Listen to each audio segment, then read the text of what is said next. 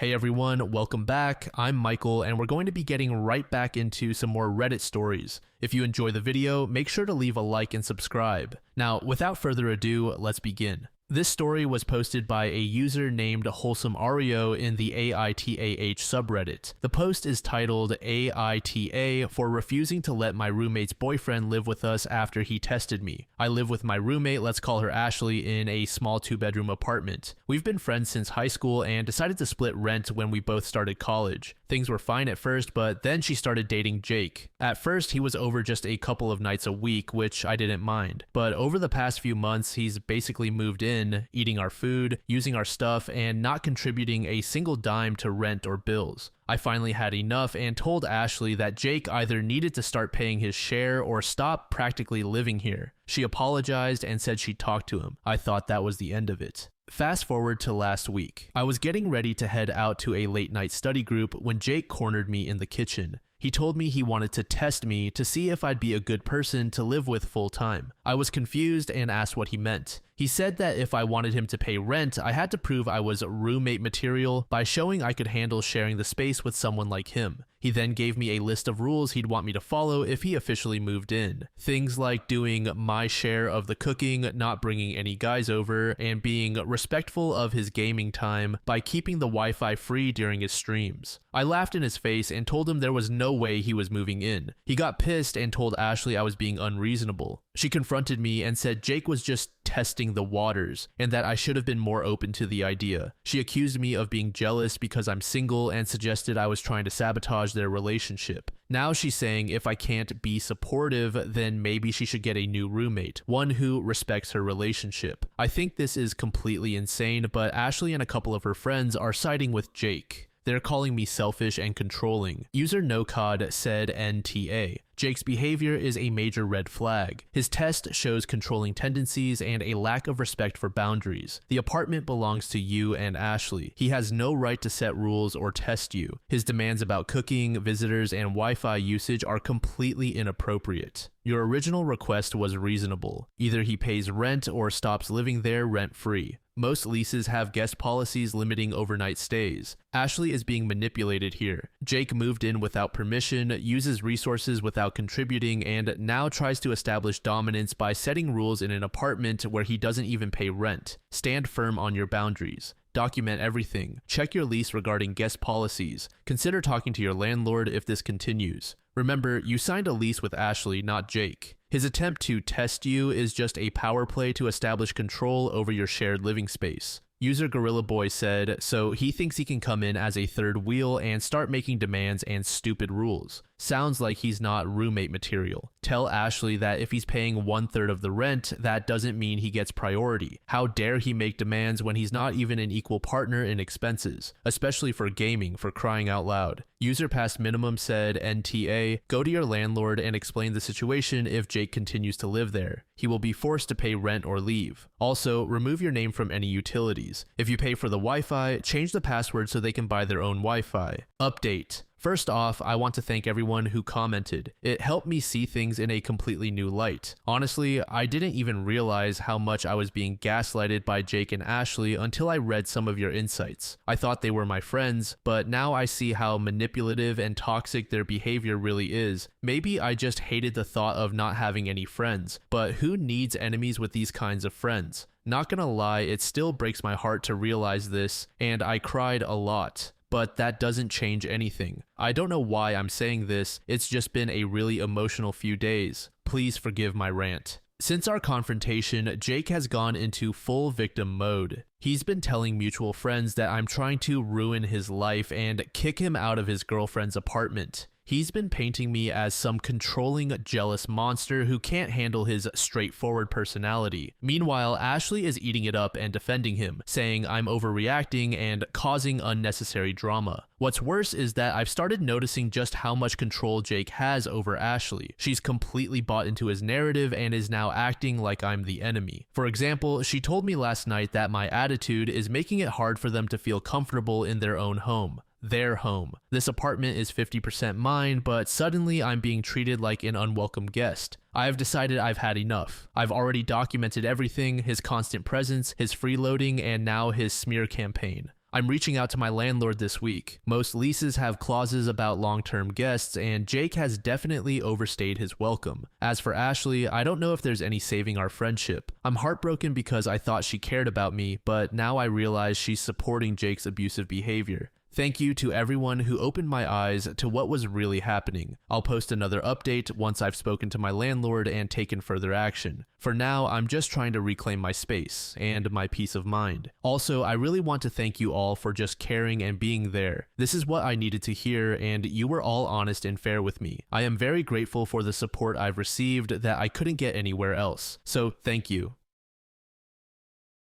This next post was made in the relationship subreddit by a user named MostBest. The post is titled, "My best friend is barely talking to me after we shared an intimate moment," using a throwaway because he follows my actual account. I've known my friend since middle school. We were neighbors and went to the same schools, and we've always been super close. Until very recently, there were absolutely no romantic feelings or attraction between us. He's always just been my friend. A few months ago, we had a falling out. He was dating this crazy girl who was treating him poorly. She was super controlling over him, and we pretty much never saw each other after they started dating. He called me one night to complain about her not giving him any space, and I told him exactly what I thought about her. I did not like her, she was rude, and he could definitely do better. When I told him all of that, he blew up at me. He said I was meddling in his relationship and that I didn't know her. He called me some pretty harsh names and told me I was jealous. At that time, I had no feelings for him other than seeing him as my best friend. I wasn't jealous, I just missed my friend and thought he should be treated better. After that call, we didn't talk much at all for months until 2 weeks ago. He stopped hanging around our friend group when I was there, and he didn't return my messages. Well, they broke up, and while he didn't message me right away, he eventually started sending me stuff on Instagram, just memes and reels, nothing much, and we didn't talk about his breakup. That is until last week when he called me and apologized for falling off with me. He told me I was right about her controlling him and said that she didn't want him talking to me because she thought I wanted him. We made up, and I met him at his place to hang out for the first time in months. When we were hanging out, we got really physically close in a way that we had never done before, and we ended up hooking up. I never thought that would happen with him. I think maybe not seeing him for a while made me miss him to the point that new feelings developed.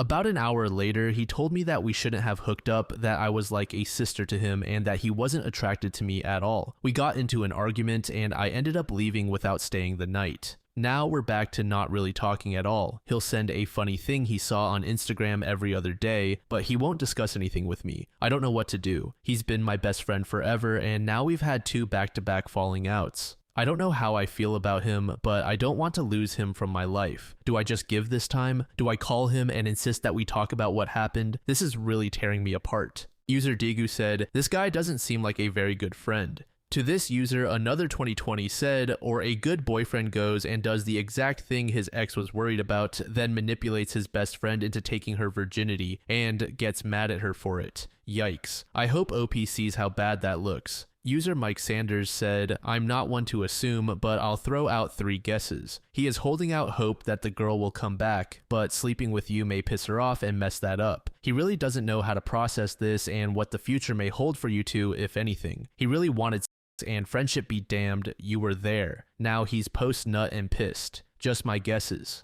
Ben said, "Based on the comments, it seems like you've had a bit of avoidance around sex and relationships. To be honest, I think getting to the root of that may be more important than this friendship, which seems a little shaky anyway. Maybe you're just asexual, but I kinda don't think so since you've messed around before and now have confusion around your feelings toward your friend. Have you tried dating seriously before? Have you ever used dating apps? Have you talked with a therapist or anyone else about this? To be honest though, as far as your friend goes, I sort of feel like he just used you. Maybe he was just caught up in the moment. I'm not trying to say that he's a monster, and I don't have enough information to make that judgment. However, what we do know from your comments is that he's cheated on his girlfriends in the past, treated you kind of shabbily during this last relationship, and then had sex with you just because he was horny before immediately becoming avoidant again. Is he confused about his own feelings?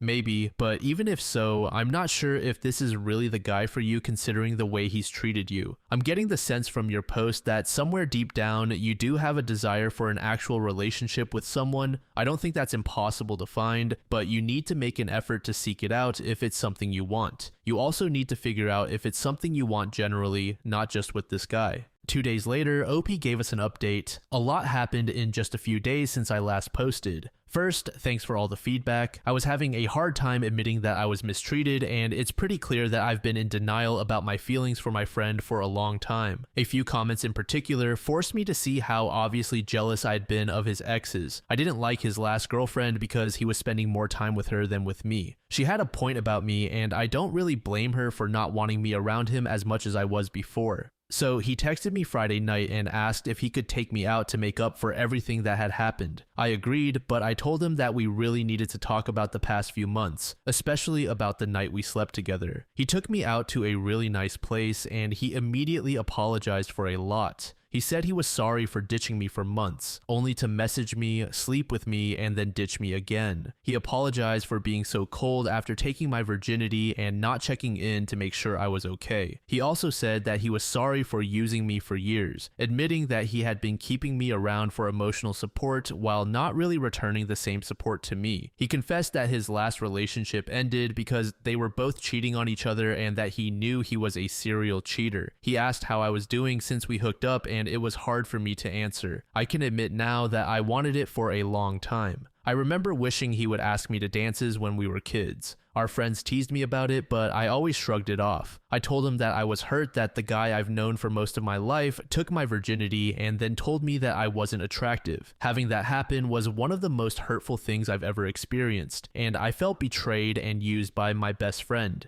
He again apologized and said that he's been attracted to me for a long time and has wanted us to be more than friends for years. He said that I deserved better than what he had given me. He also mentioned that he still had a great time with me that night and that it was better than he had always thought it would be. Then he asked if I wanted to try being more than friends, and I told him that I wanted to but didn't know if it would be a good idea. In this conversation, he reiterated that he is a serial cheater. I kept thinking about all the comments here telling me not to just trust his sweet words, that his actions speak louder. I asked why he thought he would treat me any better than the many other women he's been with who he treated terribly, especially after treating me poorly too. That made me cry a bit, and he said that I mattered more than the others. What we had was more special. He also mentioned that his family, who I've said in comments have been like my surrogate family, always thought we would get together. I have never really seen him cry before. He's always been guarded and wanted to seem tough, so it was new to see him so vulnerable. I told him that if we were to start dating, I'd want to take a few steps back and start slow.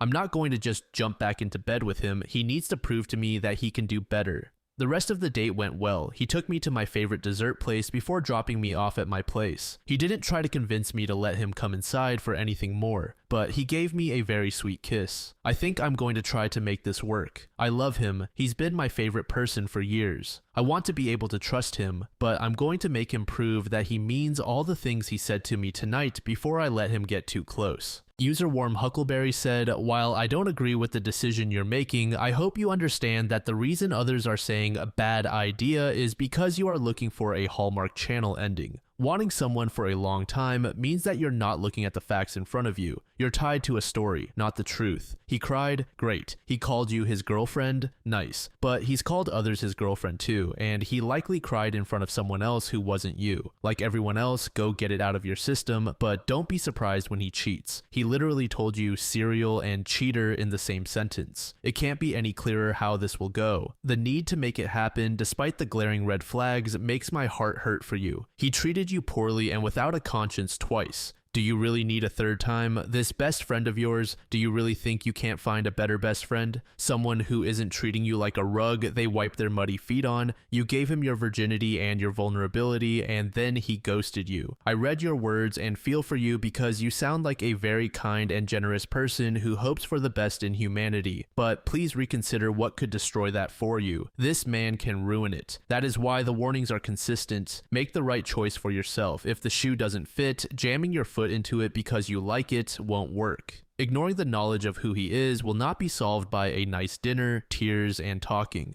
Sometimes you have to let go and allow them to grow up to be better on their own, not at your expense. I wish you the best. User Fjordgard said, dating this man is an absolutely horrible idea, but I suppose you will have to go through the experience of him treating you poorly again before you realize that in a way that allows you to detach yourself from him. Because no, what you have is not more special, given how he acted toward you after sleeping with you. And if you think that a serial cheater doesn't know how to hide his cheating, you are mistaken. But I guess you are a fool in love, and because of that, you will have to endure the pain. Good luck, you will need it. User Brigand said, my initial impression is that he asked you on the date to clear the air, but also because he was after another hookup. He wants a friends with benefits relationship rather than an actual relationship. He told you he is a serial cheater, so don't be surprised if you find out he is sleeping with someone else at the same time as you. He's been honest with you, so you shouldn't be shocked when he does it. I don't know what words he used, but saying he wants to be more than friends isn't necessarily the same as asking you to be his girlfriend these days. He may just mean friends with benefits.